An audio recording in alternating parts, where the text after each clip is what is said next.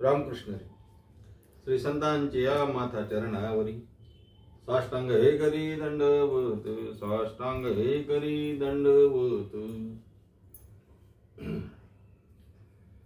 नाथांच्या हरिपाठावर चालू असलेली आपली चिंतन सेवा आणि क्रमाने आलेल्या आजची मला वाटते 5व्या क्रमांकाची सेवा. नाथांचा हरिपाठ भाग 5. गेल्या 4 भागामध्ये चिंतन करत असताना आपण हरिपाठातील पहिला जो अभंग आहे, हरीची आदास हरिदायी दिशा, या अभंगावर 3 दिवस चिंतन केलं.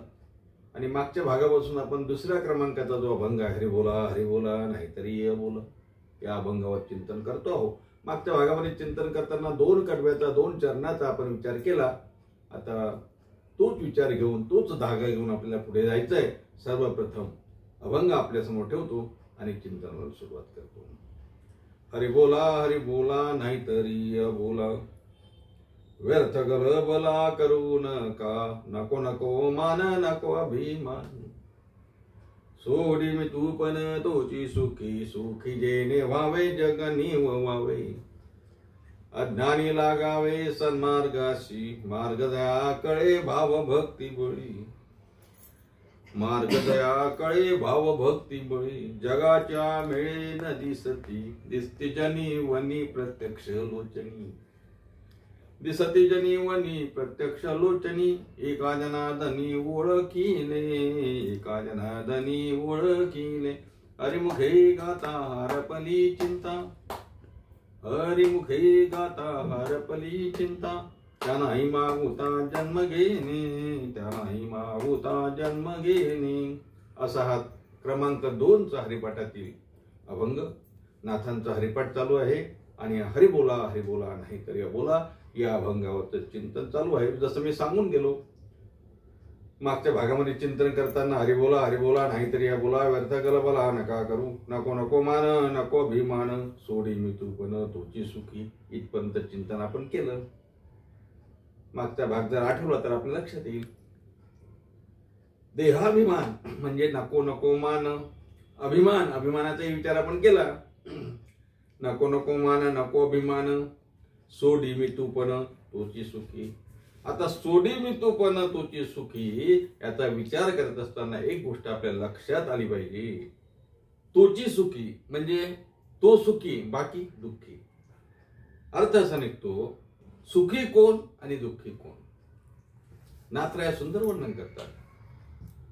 इथे सुखी कोण आहे आणि दुःखी कोण आहे याचा विचार जर करायचा झाला तर ज्याचं मितूपणाचं द्वैत गेलं ना तो सुखी. सोडी मितूपण तोची सुखी. लक्षात आला का मुद्दा? नाथराय इथे विचार असा सांगतात, ज्याचं मितूपण गेलं म्हणजे द्वैत गेलं तो सुखी. व्यवहारामध्ये आम्ही सुखाची व्याख्या करत असताना आपल्या दृष्टीने सुख वेगळे. आपली ज्या मनामध्ये व्याख्या आपण करून ठेवली, सुख आणि दुःखाची आपली व्याख्या वेगळी आहे. लौकिकाचं सुख वेगळं आणि परमार्थातलं सुख वेगळं. नाथराय शांती ब्रह्म नाथरायांना अभिप्रेत असलेलं सुख नाथराय वर्णन करतात. सोडी मी तू पण तोची सुखी. तो सुखी नाही, तोची सुखी.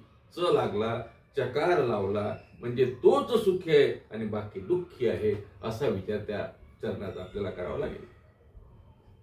म्हणजे नको नको मान नको अभिमान, सोडी मितूपण तोची सुखी. ज्याने मितूपणाचं द्वैत सोडलं तो सुखी. आता विचार असा आहे की तुम्ही म्हणाल का हो जगतामध्ये सुखी आणि दुःखी याचा जर विचार केला तर आपल्या दृष्टीनं सुखी कोण आहे?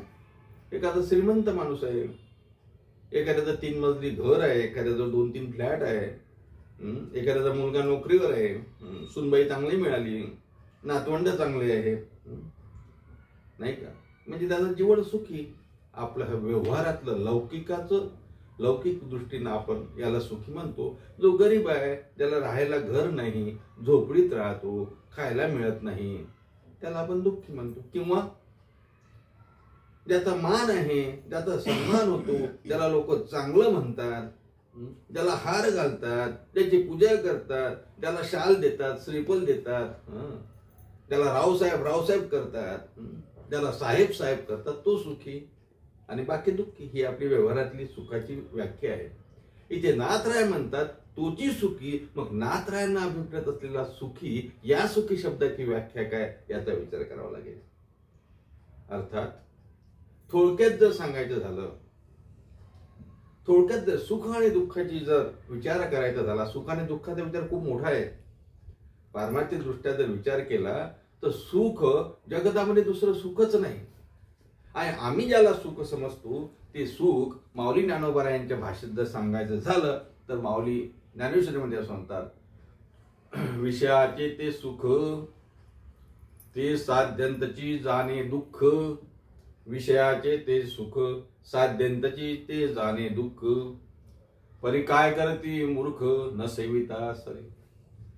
इथे ज्याला आम्ही सुख म्हणतो, माऊली म्हणतात ते सुख जे सेवन करतात ते मूर्ख आहेत. काय करत परी काय करती मूर्ख न सेविता सरे.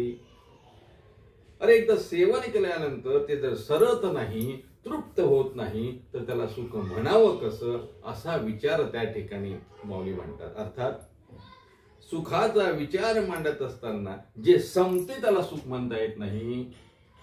आपल्या व्यवहारातलं लौकिकातलं सुख असं असते महाराज, आज सुख आहे, आज बायको चांगली बोलली बरं वाटते, उद्या बायको भांडली तर बरं वाटते का?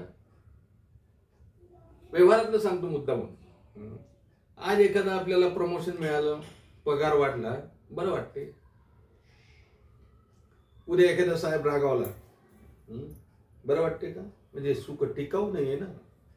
हे सुख चिरकाल टिकणार नाही. चिरकाल कशाला, आताच सुख थोड्या वेळाने टिकत नाही. अनेक उदाहरणे, अनेक दृष्टांत मी अगोदर सांगितले, पुन्हा सांगणार नाही. मुद्दा असा आहे, जे सुख टिकणार नाही त्याला सुख म्हणता कसं, आणि मग जे टिकणार नाही ते जर सुख नाही तर नाथरायांना अभिप्रेत असलेलं सुख कुठलं आहे? नाथराय म्हणतात ते सुख ज्या सुखाने इतरांनाही सुख प्राप्त होतं. लौकिकाचं सुख कसं आहे, ते इतरांना प्राप्त होत नाही. बघा, आता मला समजा 50,000 पगार आहे. समजा मला 50,000 पगार आहे. माझ्या पगाराचा फायदा इतर लोकांना आहे का? नाही. का? कारण तो माझा आहे, लौकिक दृष्ट्या तो माझा आहे ना. मला एखादी गोष्ट, माझ्या रूम मध्ये एसी आहे, त्या एसीचा फायदा दुसऱ्या घरवाल्याला आहे का त्याच्या रूम मध्ये एसी नाही? म्हणजे माझ्या सुखाचा फायदा दुसऱ्यांना नाही, ते लौकिक सुख आहे. पण जे सुख, ज्या सुखानं इतरांना फायदा होऊ शकतो असं जे सुख, ते नाथराय हरिपाठाच्या 3ऱ्या चरणात सांगतात की बाबा रे, सुखी जेणे व्हावे जग निववावे, सुखी जेणे व्हावे जग निववावे, सुखी जेणे व्हावे जग निववावे. ते सुख हो, ज्या सुखानं जग निववावे, म्हणजे जग निवांत होईल, जग शांत होईल. सुखी जेणे व्हावे जग निववावे. अर्थात जगाला शांत करणारं सुख एकट्यापुरतं मर्यादित आहे का? नाही ना. इथे सुख एकट्यापुरतं मर्यादित नाही, कारण ते सुखी आहेत जे सुखाचा आगर असलेल्या परमात्म्याला आपलंसं करून घेतात. बाप रखमारे गुरु सर्व सुखाचे आगर, बाप रखमारे गुरु. जो सुखरूप परमात्मा, सुखरूप ऐसा तुझ्या कोण सांग. अनेक प्रमाणाने आपल्याला विषय मांडता येईल, चिंतन करता येईल. असा सुखरूप परमात्मा, त्या सुखरूप परमात्म्याचं भजन करणारे असे जे सुखी महात्मे संत आहेत ना, ते संत महात्मे काय करतात? सुखी जेणे व्हावे जग निववावे. स्वतः तर सुखी होतातच होतात, पण इतरांनाही ते सुखी करतात. आणि ते सामर्थ्य तुमच्या आमच्यात कोणात नसतं हो. ते सामर्थ्य फक्त संतांमध्ये असतं. बघा,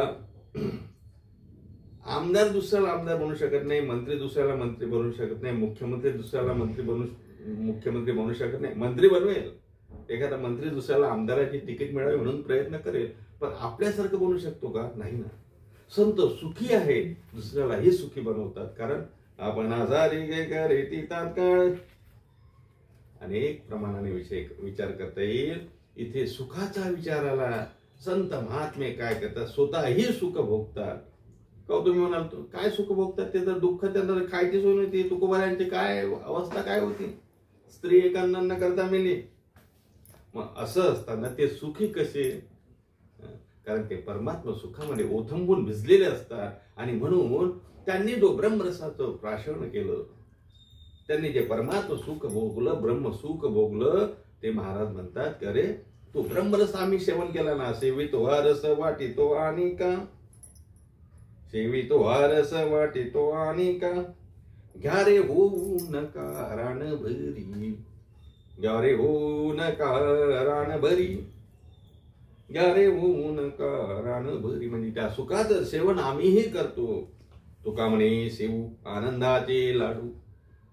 अनेक प्रमाणात महाराज काय सांगावं, इथे सुखाचा विचार ज्या वेळेला नाथराय या अभंगातून करतात, नाथराय म्हणतात ते खरं सुख कोणतं, सुखी जेणे व्हावे जग निववावे, जगाला शांत करण्याचा संदेश देणारं सुख ते ज्यांना प्राप्त होते ना, ते काय करतात हो, त्यांचा धंदा काय, ते करतात काय, ते अज्ञानी माणसाला सन्मार्गाला लावतात. महाराज तेच सांगतात, अज्ञानी लावावे सन्मार्गासी, अज्ञानी लावावे सन्मार्गासी, सुखी जेणे व्हावे जग निववावे, अज्ञानी लावावे सन्मार्ग. अज्ञानी माणसाला सन्मार्गाला लावायचं काम हे संत महात्मे साधू संत करतात.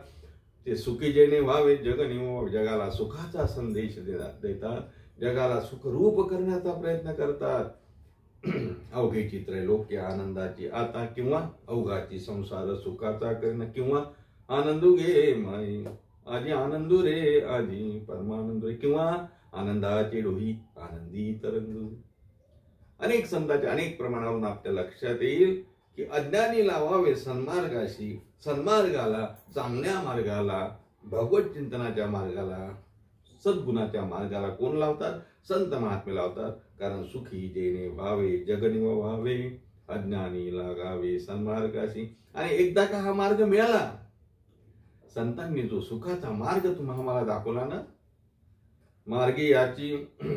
मार्गी बहुत याची गेले साधू संत. महाराज म्हणतात ना, हो मार्गी याची बहुत गेले साधू संत, मार्गी बहुत याची गेले साधू संत. याच मार्गाने साधू संत गेले ना, त्याच मार्गाने जर गेले तर मग हा मार्ग ज्यांना कळला, कोणता मार्ग आहे हा सुखाचा, म्हणजे भावाचा मार्ग, म्हणजे भक्तीचा मार्ग. नाथराय म्हणतात ना चौथ्या चरणामध्ये, मार्ग दया कळे भाव भक्ती बळे. चौथं चरण, मार्ग दया कळे भाव भक्ती बळे, जगाची या मेळे न दिसती, जगाची या मेळे न दिसती, जगाची या मेळे न दिसती. मार्ग दया कळे, कोणता मार्ग, जो वर सांगितला, अज्ञानी लावावे सन्मार्गाशी. भाव भक्ती बळे, कोणता मार्ग आहे, भक्तीचा मार्ग आहे. नुसतं भक्तीचा आहे का, नाही, भाव भक्ती. कारण भावेविना भक्ती. आठवा हरिपाठाचं चिंतन, आठवा माऊलींच्या, भावाशिवाय भक्ती नाही ना. म्हणून इथे शब्द बघा कसा आला. किंवा आणखी एक प्रमाण बघा हरिपाठातलं, भावबळे आकळे रविना कळे, तेच प्रमाण इथे घ्यायचं. मार्ग दया कळे भाव भक्ती बळे, भाव आणि भक्ती या शब्दाला म्हणून मी इथं प्रमाण देतो. मार्ग दया कळे भाव भक्ती बळे, जगाच्या मेळे न दिसती. ज्यांना खरा मार्ग समजला, ज्यांना नीट मार्ग समजला, ज्यांना योग्य मार्ग समजला, ज्यांना सुटसुटीत मार्ग समजला, ज्यांना राज मार्ग समजला ना, मार्ग दया कळे, त्याला तो कळला. कशाच्या जोरावर कळला, भाव भक्ती बळे. भाव आणि भक्तीच्या बळावरती हा सुखद मार्ग ज्यांना कळला, मार्ग दया कळे भाव भक्ती बळे. आणि मग असे लोक काय होतात, असे लोक व्यवहारामध्ये, संसारामध्ये, जगतामध्ये त्या गर्दीत ते दिसत नाही. जगाच्या मेळे न दिसती, जगाच्या मेळे न दिसती, मार्ग दया कळे भाव भक्ती बळे.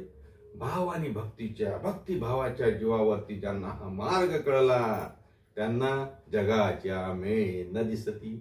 जगाच्या मेळाव्यामध्ये, या जगाच्या जत्रेमध्ये, जगाच्या यात्रेमध्ये ते दिसत नाहीत. मग काय लपून बसतात का, लपून बसत नाहीत. ते काय करतात, अज्ञानी लावावे सन्मार्गाशी. अज्ञानी लोकांना, संसारिक लोकांना, विषांध झालेल्या लोकांना, खऱ्या अर्थानं त्यातून बाहेर काढून खरा मार्ग दाखवण्याचं काम करतात ना. कारण मार्ग दावणे गेले आधी ते खरा मार्ग आपल्याला दाखवतात, सन्मार्गाचा मार्ग दाखवतात ते.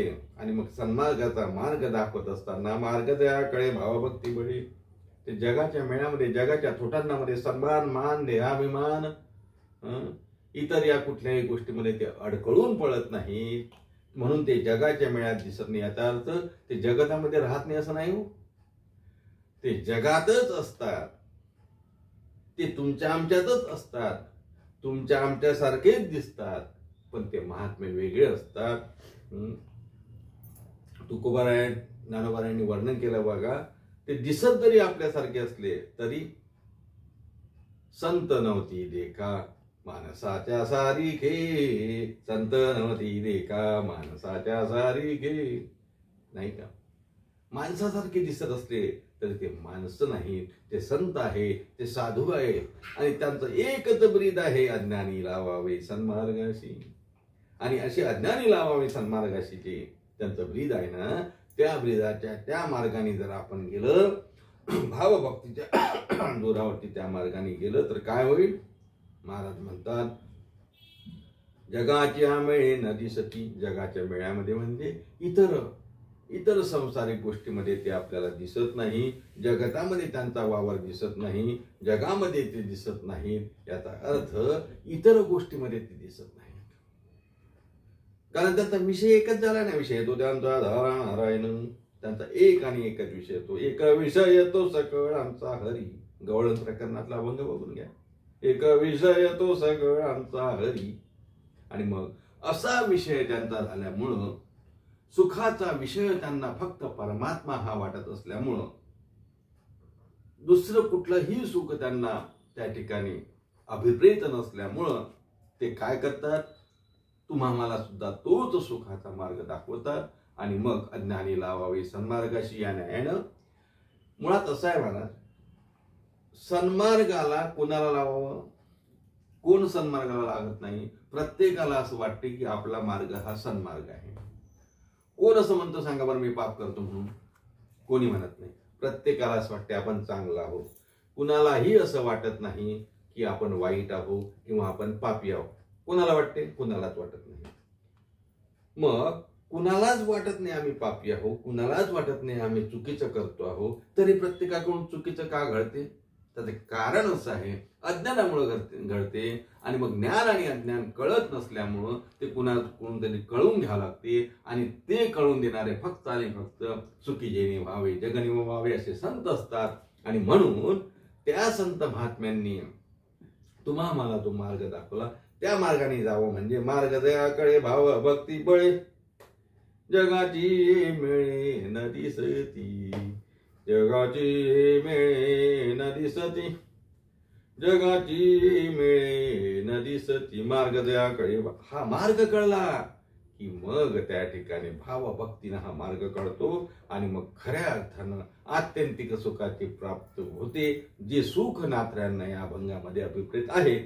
आता गंमत अशी आहे, मग जगाच्या मेळे जर न दिसती असं आहे, जगाच्या मेळाव्यामध्ये जर दिसत नाही तर त्यांना ओळखावं कसं? विषय आला की नाही. महाराज म्हणतात की ज्यांनी हा मार्ग दाखवला, ज्यांनी सन्मार्ग दाखवला, ते जगाच्या मेळ्यामध्ये दिसत नाही, तर मग त्यांना शोधावं कुठं? कारण आम्ही तर जगाच्या मेळ्यातच आहे ना. आपण संसारात आहोत, आपण व्यवहारात आहोत, आपण जगतामध्ये जगतो. आणि ते संत महात्मे जर जगाच्या मेळाव्यात नाही आहेत तर मग त्यांना शोधावं कुठं, ओळखावं कसं? नात्रा सुंदर रीतीने सांगतात की बाबा असं नाही, ते जगाच्या मेळ न दिसती जरी असले तरी ते जगातच आहेत, ते जनातच आहेत. ते जनतेचा उद्धार करण्यासाठी त्यांचा अवतारच त्यासाठी आहे ना. हो, तुम्हा आम्हाला सुखी करण्यासाठी आहे, दुसरं कशासाठी आहे? महाराजांचं प्रमाण आहे नाही, वाढावया सुख भक्तिभाव धर्म, वाढावया सुख भक्तिभाव धर्म, कुळाचारी नाम विठोबाची. वाढावया सुख, सुख वाढवण्यासाठी तर त्यांचा अवतार आहे ना. आणि मग सुख वाढवण्यासाठी जर त्यांचा अवतार असेल तर मग ते आपल्याला दिसणार कशी नाही? जगतातच आहे. नाथराय म्हणतात कुठे आहेत ते? जगात आहे, जनात आहे, वनात आहे. दिसती जनी वनी प्रत्यक्ष लोचनी. प्रत्यक्ष लोचने म्हणजे लोचन म्हणजे डोळे, प्रत्यक्ष डोळ्यांनी दिसतील. कुठे आहेत? दिसती जनी वनी प्रत्यक्ष लोचनी. नाथराय म्हणतात जनातही आहे, वनातही आहे, सर्वत्रच आहे. मग ओळखायचं कसं? नाथराय म्हणतात जनार्दन स्वामीच्या कृपेने मी त्यांना ओळखलं. एका जनार्दनी ओळखिले, एका जनार्दनी ओळखिले, दिसती जनी वनी प्रत्यक्ष लोचनी, एका जनार्दनी ओळखिले. नाथराय म्हणतात जनार्दन स्वामीच्या कृपेनं त्या संत महात्म्यांना मी ओळखलं. ते जनात आहे, वनात आहे. अशा प्रकारे नाथराय या ठिकाणी आपल्याला संबंधाभंगाचा विचार केला तर हरिनामस्मरणाचं फल काय, सुख काय, सुखाने जगत कसं निवते, कसं निवांत होते, मार्ग काय, भक्तिबळाचा मार्ग काय, हा संबंध विचार आपण या 4ही चरणातून 5ही चरणातून केला. गेल्या 2 दिवसात आपण या अभंगावरचं चिंतन केलं. आज तुर्ता तिथेच थांबू. पुन्हा भेटायचंच आपल्याला पुढच्या भागामध्ये. भेटताना पुढचा अभंग घेऊन येऊ. तोपर्यंत रामकृष्ण आणि आपलं ठरल्याप्रमाणे नाथांचं भजन. श्री भानुदास श्री एकनाथ, श्री भानुदास श्री एकनाथ, श्री भानुदास श्री एकनाथ, श्री भानुदास श्री एकनाथ, श्री भानुदास श्री भानुदास श्री एकनाथ, श्री भानुदास श्री एकनाथ, श्री भानुदास श्री एकनाथ.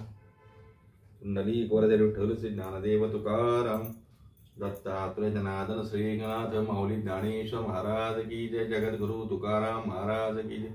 शांती ब्रह्म श्री संत एकनाथ महाराज की जय.